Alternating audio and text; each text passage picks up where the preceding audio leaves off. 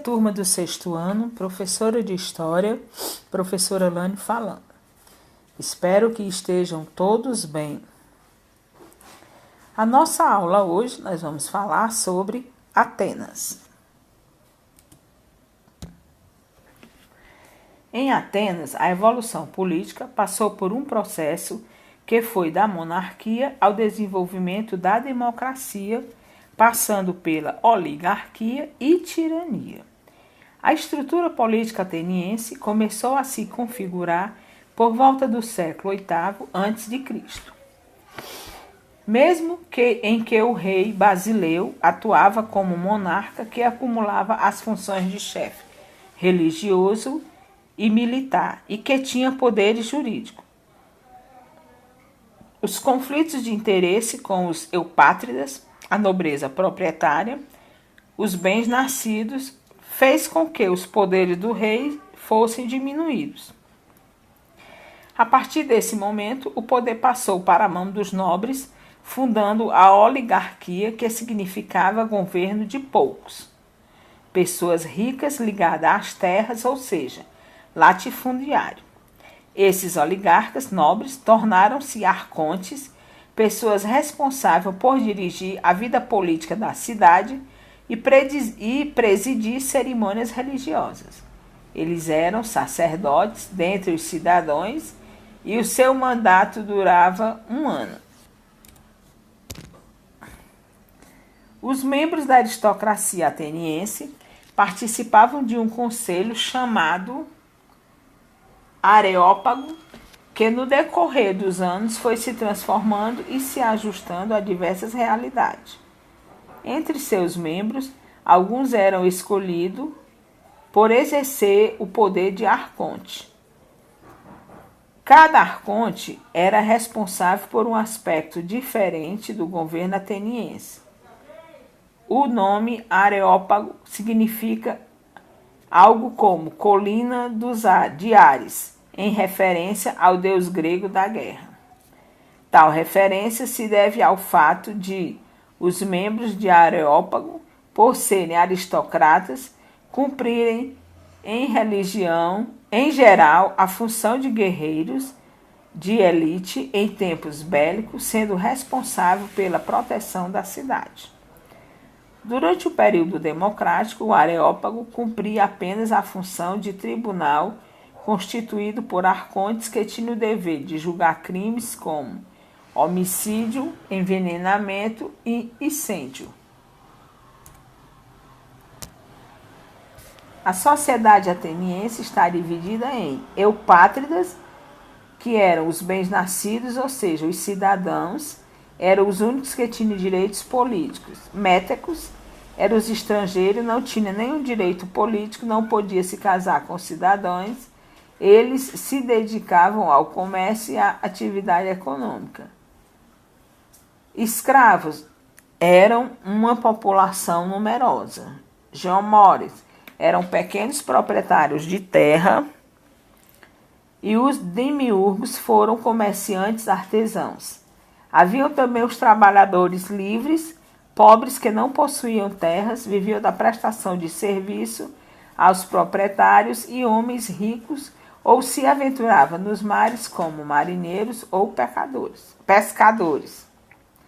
Quanto à situação feminina, as atenienses durante o século V a.C. geralmente não participavam da vida política das cidades, algo predominante masculino.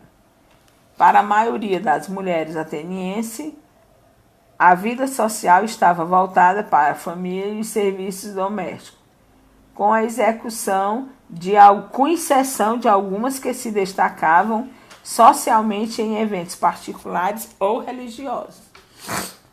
As dançarinas, cantoras, sacerdotisas e damas de companhia se destacavam na vida pública, mesmo em ambientes predominantes masculinos. Os legisladores. Durante os séculos 7 e 8 a.C., houve um momento em que a sociedade ateniense passou por uma estabilidade e mudança social relevante. Havia grande concentração de terra na mão de um pequeno grupo privilegiado e isso causava tensão, pois os camponeses estavam sendo escravizados por causa de suas dívidas. Dois legisladores importantes, preocupados com a situação, passaram a fazer reformas significantes. Drácon alterou a forma como as leis eram aplicadas, pois se davam conforme a tradição oral e dependiam da lembrança dos juízes, que por vezes beneficiavam a camada privilegiada da sociedade.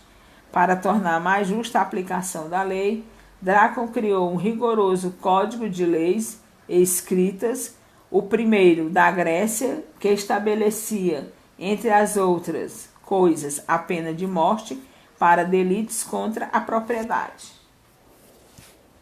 Solon aboliu a escravidão por dívida, além de fixar os limites da propriedade agrária, criou também a eclesia e a bule. Na eclésia, a Assembleia Popular participante tinha que ser homem maior de 30 anos, livre, não era escravo, e 400 membros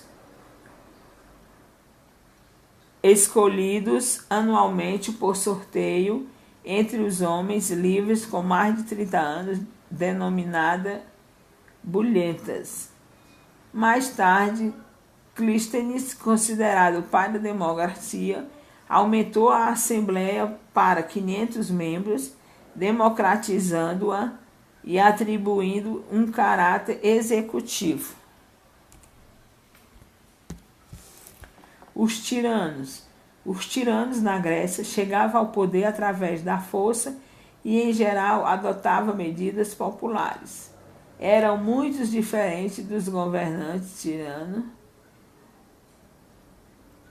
e dos tiranos da modernidade e contemporaneidade, que se utilizam do seu poder para beneficiar grupos privilegiados da sociedade. Por exemplo, os Pisistrato promoveu uma reforma agrária e abriu linhas de financiamento.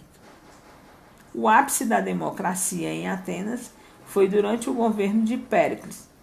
Conforme vimos no capítulo anterior, o momento foi tão importante que passou para a história como o século de Péricles. Como Atenas e as cidades gregas estavam sob ameaça persa, foi criado o Tribunal Popular Eleia, composto de 10 cidadãos que eram eleitos para comandar o exército e executar as leis. Com a democracia, era exercida apenas pelos cidadãos, que eram poucos. As decisões eram tomadas pela parte da população privilegiada. Bem, no livro de vocês é o capítulo 8, páginas 90 a 92, e a atividade é 97 a 98 até a 6ª questão.